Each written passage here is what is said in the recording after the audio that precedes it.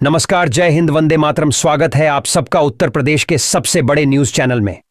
तो चलिए दोस्तों, नजर डालते हैं उत्तर प्रदेश के मुख्य समाचार टुडे ब्रेकिंग के साथ साथ यूपी राज्य की आज की बड़ी खबरों पर। आज उत्तर प्रदेश के किसानों, गरीबों, मजदूरों, बेरोजगारों और माता बहनों के लिए बहुत बड़ी खुशखबरी सामने आ रही है। उत्तर प्रदेश के अंदर योगी आदित्यनाथ ने आज बड़ा ऐलान करते हुए पूरे उत्तर प्रदेश की महिलाओं के लिए कई सारी नई योजनाएं लाने का ऐलान किया है। साथ ही भाग्य लक्ष्मी योजना के तहत मिलने वाली राशि को भी बढ़ाने का ऐलान किया है। इस योजना के तहत महिलाओं को अब 3 लाख रुपए तक की आर्थिक मदद की जाएगी और कई सारी नई महिलाओं को इस योजना के तहत जोड़ा जाएगा।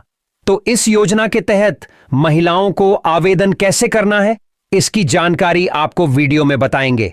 साथ ही उत्तर प्रदेश के अंदर योगी आदित्यनाथ ने 20 से नियम लागू करने का ऐलान किया है।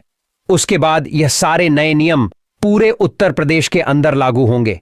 अगर अपने नियमों को नहीं जाना तो आप बाद में पछताएंगे, क्योंकि सरकार की तरफ से आप पर एक्शन भी लिया जा सकता है। तो यह नियम क्या है, इन सब की जानकारी आपको वीडियो में बताएंगे। साथ ही उत्तर प्रदेश के अंदर योगी आदित्यनाथ ने 2 बड़ी घोषणा कर दी है। उसके बाद किसानों और मजदूर भाइयों को बड़ा लाभ मिलेगा। अब किसानों और मजदूर भाइयों को संयुक्त रूप से एक बड़ी राशि खाते में दी जाएगी। तो यह बड़ी घोषणाएं क्या है, मजदूरों और किसानों को लाभ कैसे मिलेगा, इसकी जानकारी आपको वीडियो में बताएंगे। साथ ही पेट्रोल, डीजल, सोना चांदी, इनके ताजा भाव क्या है, इसकी जानकारी भी आपको बताएंगे। साथ ही आज के मौसम समाचार पर भी चर्चा करेंगे। साथ ही उत्तर प्रदेश की आज की तमाम बड़ी घोषणाओं और बड़ी खबरों के बारे में विस्तार पूर्वक जानेंगे। अगर आप उत्तर प्रदेश के रहने वाले हैं तो आप हमारे इस चैनल को सब्सक्राइब जरूर करिएगा, ताकि आपको उत्तर प्रदेश की तमाम बड़ी खबरें सबसे पहले देखने को मिले। तो चलिए शुरुआत करते हैं आज की पहली और बड़ी खबर के साथ। सीएम योगी ने अटल जी की पुण्यतिथि पर शुक्रवार सुबह लोक भवन में उनकी प्रतिमा का माल्यार्पण किया। इस दौरान डिप्टी सीएम केशव मौर्य और ब्रजेश पाठक भी मौजूद रहे। योगी ने कहा, आज अटल जी छठी पुण्यतिथि है। अटल जी की स्मृतियां और सिद्धांत सदैव एक नई प्रेरणा देते हैं। लखनऊ संसदीय क्षेत्र से लगातार 5 बार अटल जी सांसद चुने गए। उन्होंने आधुनिक भारत की नींव रखी। सुशासन का मॉडल कैसा होना चाहिए, इंफ्रास्ट्रक्चर का मॉडल कैसा होना चाहिए, ग्रामीण विकास में विकास का मॉडल क्या होना चाहिए, गरीबों के लिए खाद्यान्न योजना उनकी दूरदर्शिता का परिणाम है। यूपी की सरकार ने गरीब घर की बेटियों की पढ़ाई लिखाई, विवाह आदि से संबंधित कई भिन्न भिन्न प्रकार की योजनाओं को शुरू किया है, जिनमें से एक है भाग्य लक्ष्मी योजना। इस योजना के अंतर्गत गरीब घर में बेटी के जन्म होने पर 50,000 रुपयों की आर्थिक सहायता दी जाएगी। गर्भवती महिलाओं को बेटी के जन्म लेने पर 100 रुपये की आर्थिक मदद दी जाएगी। इस योजना के माध्यम से यूपी सरकार कुल 2 लाख रुपए की आर्थिक मदद प्रदान करेगी, जो कि अलग अलग किश्तों में दी जाएगी। जब बेटी 6वीं कक्षा में जाएगी तो 3,000 रुपये की किश्त राशि दी जाएगी।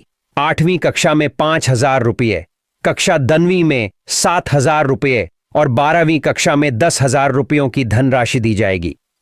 अब योगी आदित्यनाथ ने इस योजना की राशि को बढ़ाने का ऐलान कर दिया है और साथ ही लखपति दीदी योजना की एक बड़ी किस्त भी देने का ऐलान मुख्यमंत्री मोहन यादव ने कर दिया है। साथ ही नजर डालें अगली एक और बड़ी खबर पर। पश्चिमी हिमालय क्षेत्र समेत उत्तर प्रदेश और पूर्वी भारत में अगले 6-7 दिनों के दौरान भारी बारिश की चेतावनी है। उत्तर प्रदेश के कुछ जिलों में आज भी भारी बारिश का अलर्ट है। मौसम विभाग ने उत्तर प्रदेश के कई जिलों में अगले कुछ दिनों तक भारी बारिश का अलर्ट जारी किया है। आईएमडी ने आज बस्ती, कुशीनगर, महाराजगंज, सिद्धार्थनगर, गोंडा, बलरामपुर, श्रावस्ती, बहराइच, लखीमपुर खीरी, सीतापुर, सहारनपुर, मुजफ्फरनगर, रामपुर, बरेली, पीलीभीत, शाहजहांपुर और आसपास के इलाकों में भारी बारिश की संभावना जताई है। इन जिलों के लिए मौसम विभाग ने येलो अलर्ट जारी किया है। साथ ही नजर डालें अगली एक और बड़ी खबर पर। बसपा सुप्रीमो मायावती ने स्वतंत्रता दिवस की 78वीं वर्षगांठ पर प्रधानमंत्री नरेंद्र मोदी के दिए गए भाषण पर अपनी प्रतिक्रिया दी है। उन्होंने कहा कि पीएम द्वारा देश की अपार गरीबी, बेरोजगारी, महंगाई और पिछड़ेपन आदि की ज्वलंत राष्ट्रीय समस्याओं पर इससे प्रभावित करीब 125 करोड़ लोगों में उम्मीद की कोई नई किरण नहीं जगा पाना भी कितना सही है। उन्होंने पूछा कि लोगों के अच्छे दिन कब आएंगे। उन्होंने पीएम मोदी द्वारा देश को एक सेक्युलर समान नागरिक संहिता की जरूरत बताए जाने पर कहा कि बाबा साहेब डॉ. भीमराव अंबेडकर द्वारा सभी धर्मों का एक समान सम्मान के धर्मनिरपेक्षता के सिद्धांत की संवैधानिक व्यवस्था को कम्युनल कहना क्या उचित है। सरकार संविधान की मंशा के हिसाब से सेक्युलरिज्म का पालन करे, यही सच्ची देशभक्ति व राजधर्म है। साथ ही नजर डालें अगली एक और बड़ी खबर पर। मायावती अखिलेश यादव को पीछे छोड़ दसते हुए सीएम योगी ने नया रिकॉर्ड बनाया है। वह उत्तर प्रदेश के सबसे लंबे कार्यकाल वाले सीएम बन गए हैं। उन्होंने 15 अगस्त को अपने कार्यकाल के 7 साल 148 दिन पूरे किए। योगी से पहले कांग्रेस के मुख्यमंत्री डॉक्टर संपूर्णानंद इस पद पर सबसे ज्यादा समय तक रहे हैं। साथ ही नजर डालें अगली एक और बड़ी खबर पर। सपा मुखिया अखिलेश यादव ने गुरुवार को पहली बार कन्नौज रेप मामले पर बयान दिया। उन्होंने कहा, आजकल कन्नौज बहुत हेडलाइन पर है, इसके लिए सरकार को धन्यवाद। उन्होंने आरोपी नवाब सिंह यादव का नाम लिए बगैर कहा, सोचिए डीएमएसपी सम्मान भी कर रहे हैं, मतलब बीजेपी वाले मिले हुए हैं। अखिलेश लखनऊ के समाजवादी पार्टी कार्यालय में प्रेस कॉन्फ्रेंस कर रहे थे। उन्होंने बांग्लादेश वाले बयान को लेकर सीएम योगी पर भी तंज कसा। कहा, हमारे मुख्यमंत्री इतनी रफ्तार से भाग रहे हैं कि उन्हें शायद यह पता चल गया है कि कूद कर आगे आना चाहिए।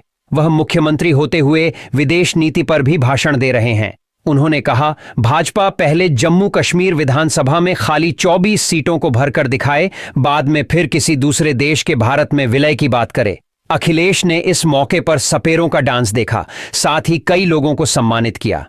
साथ ही नजर डालें अगली एक और बड़ी खबर पर। उत्तर प्रदेश के मुख्यमंत्री योगी आदित्यनाथ ने कहा कि बांग्लादेश में आज 1.5 करोड़ हिंदू अस्मिता बचाने को चिल्ला रहे हैं, लेकिन दुनिया और भारत के कथित सेक्युलरिस्ट के मुंह सिले हुए हैं, क्योंकि उन्हें वोट बैंक की चिंता है और उनकी मानवीय संवेदना मर चुकी है।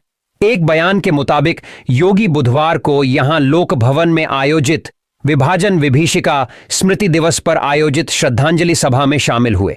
विभाजन विभीषिका पर आधारित लघु फिल्म के जरिए आमजन का दर्द दिखाया गया। योगी ने कहा, हम सभी प्रधानमंत्री मोदी के आभारी हैं, जिन्होंने इतिहास के काले अध्यायों से पर्दा उठाकर गलतियों के परिमार्जन के लिए रास्ता बनाने का आह्वान किया।